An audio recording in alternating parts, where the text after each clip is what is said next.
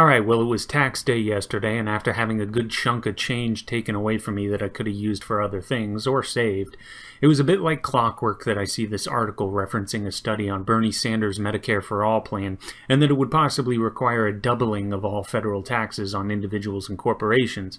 Now, we are already at levels of taxation that are completely out of control. Yesterday we all paid income taxes, but of course that's not where it ends. You've got payroll taxes, capital gains tax, inheritance tax, death tax, inflation, which is a more indirect form of taxation, tariffs, which we end up paying for. You've got a gas tax, and depending on what state you're in, you've got property tax, which is always odd to me, paying for what you already own.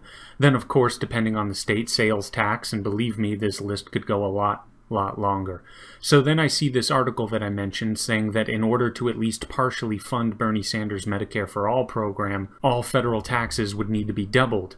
Now this is something that to my recollection Bernie Sanders only acknowledged once. If you remember before the 2016 election, Sanders and Ted Cruz were having a debate, and to Ted Cruz's credit, he pushed Sanders on this issue and pointed out that there would be no way to implement all his programs without raising taxes on everyone.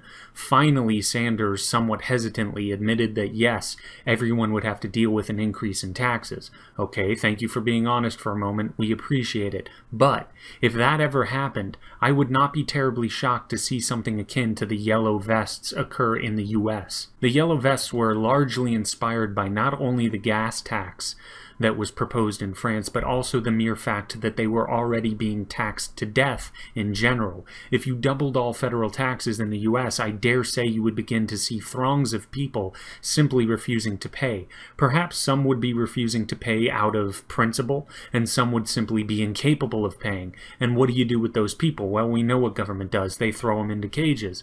Anyone who decides to not be a host for their parasitic nature is punished.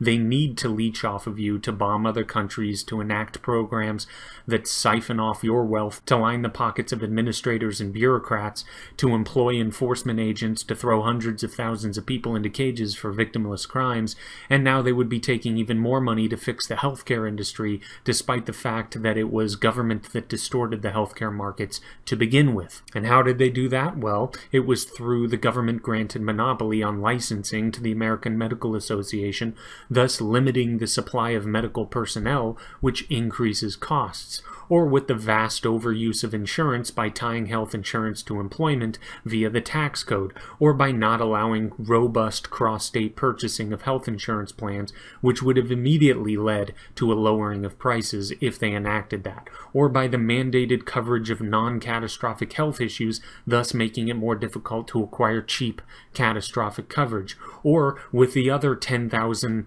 pages of laws on the healthcare industry, or with the FDA and the massive costs and time delays they impose within the pharmaceutical industry. You get rid of all that government insanity, and you would begin seeing healthcare in the US become far better and far cheaper. Bernie Sanders has never even come close to addressing those issues. He is a one-trick pony. Just have government take it all over and you never have to worry again. It is really sad that people fall for it. But there is something called accelerationism. That is traditionally the belief that those who oppose free markets and capitalism, well, they should support and enact those things to hasten its demise so something better can come about. Well, I'm going to steal the term and say that another form of accelerationism would be to allow the government to take it all over, raise taxes, and impose their will on everyone. Have that chaos ensue, and out of the flames something better could come about. Well, I do not want that. I don't support that. There are theoretically far better ways to get the government out of our business, but more and more as time goes on, I'm thinking that regardless of how I feel about it, that seems to be the road we are going down anyway. But I really hope I end up being wrong about that, and perhaps enough people wise up about all of this, and we won't have to go down that terrible road. But hey, like and subscribe if you want to hear more stuff like this, and I will see you later.